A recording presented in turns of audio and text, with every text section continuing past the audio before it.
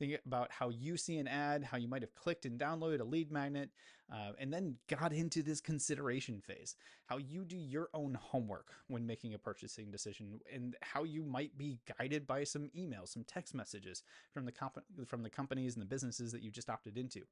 I want you to notice how once you've clicked a link or opted into a form, you begin to see more of that company's content and ads popping up in your newsfeed.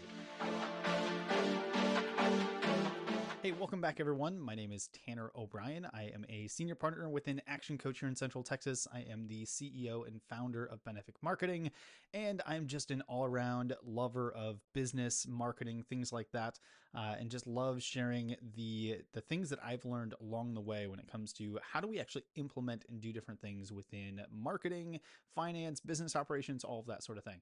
So as we continue on this journey here this week, thinking and talking a little bit about what I call the consideration system. So in marketing, it's all about relationship building, that sort of thing. So this is really the relationship system, the consideration system of how people choose to buy from you, things like that. So let's just dive into this and have a little bit of fun. Let's just start with the core foundation here, that relationships, I believe, are the bedrock of any successful business. There's a big difference between getting someone to buy from you just once and then actually getting someone to want to come back to you over and over again and continue to buy. So, as a mentor of mine once stated, profitability comes from repeat business. Great businesses, profitable businesses, are built on a customer base that buys from you more than once. So, in my opinion, this is all built off of developing a relationship. So we can spend time going deeper into how we sustain repeat business in a later, conversation. Today, I just want to, remain on this topic of of customer acquisition and how we use that concept, how the concept of developing relationships is just as important from acquisition marketing and generating those leads and initial sales, things like that, as it is for marketing for repeat business.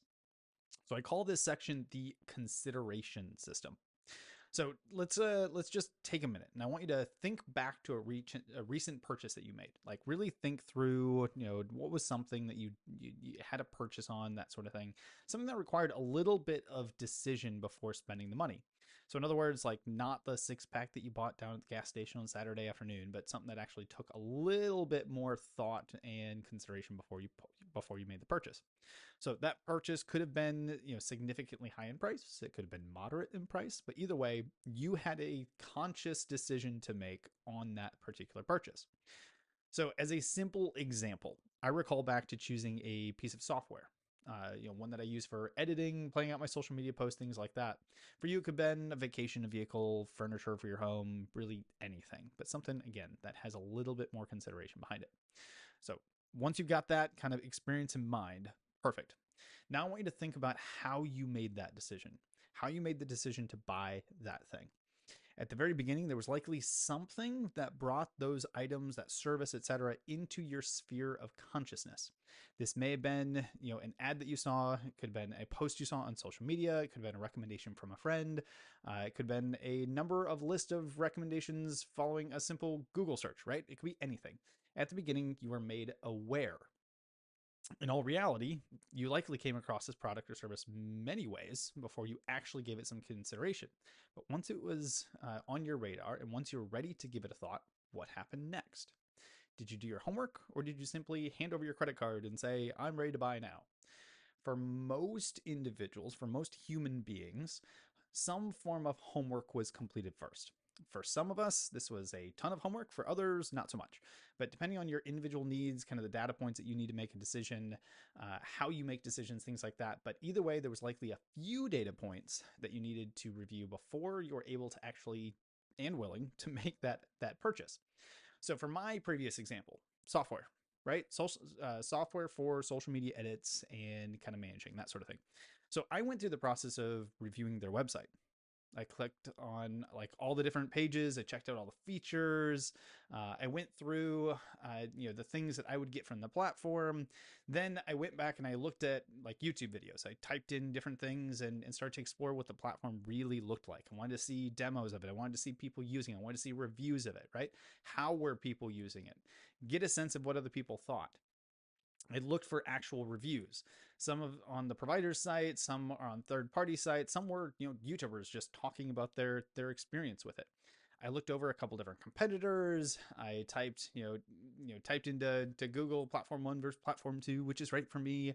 I looked at the price. I looked at my budget. I looked at the value it brought me, and if I believed that the result that I would get was worth the money that I was investing, then I made a decision. Did you have something similar when you think back to that experience, that last thing that you purchased? Did you do your homework online? Did you watch videos of how that product or service works? Did you type in product A versus product B to see the pros and cons? Did you end up speaking with anyone in the sales department? Did you talk to other customers and people who used it? Did you get your questions answered? What was this process? Did you get as many of your questions answered before connecting with a salesperson, or did you just wait until you had a chance to talk to that salesperson? This is all part of the consideration phase. So if there's a consideration phase in a prospect's journey, on their decision journey, then it makes sense for us to have a consideration system to help them navigate the path. This is where we have an opportunity to build that initial relationship with our prospects and take them on a guided journey to help them make the purchase decision. So over the coming weeks, over next week, things like that, we're going to dive into this a little bit more in depth. For today, I just want you to take a moment and think back to where this is happening in your own customer journey. Think about how you see an ad, how you might have clicked and downloaded a lead magnet, and then got into this consideration phase. How you do your own homework when making a purchasing decision, and how you might be guided by some emails, some text messages from the companies and the businesses that you just opted into. I want you to notice how once you've clicked a link or opted into a form, you begin to see more of that company's content and ads popping up in your newsfeed. You've really enrolled into their content ecosystem, and that's developed and designed to build relationship credibility and ultimately just have it in your memory embedded, so that when you are ready, you're more likely to choose them over another competitor. So just be aware of this as you go through scrolling through social media and hearing things from different people and talking about different things. How do you make a purchasing decision this way, and how is all of these things fitting together? And for those of you that are in sales and you're looking at this, you're saying, Tanner, this is exactly what we do in sales all the time. Exactly. The sales process, the process of building rapport and guiding a prospect, all happens online today, long before a prospect ever connects with a salesperson. So this is where marketing and sales gets fun. We actually bring these two things together and talk about how we connect the dots and help guide these folks along the journey to buy our products and services. So think about that this week. Just be hyper aware of it. Start taking notes, because this is all research for you to be able to then leverage and use it in your own business as you continue to guide your prospects. So follow along, subscribe, make sure you hit the buttons and check out all of this every single week. But we'll be coming back and continue to dive into this a little bit deeper in the next week. Once again, my name is Tanner O'Brien, and thanks so much for being here, and I'll see you in the next one.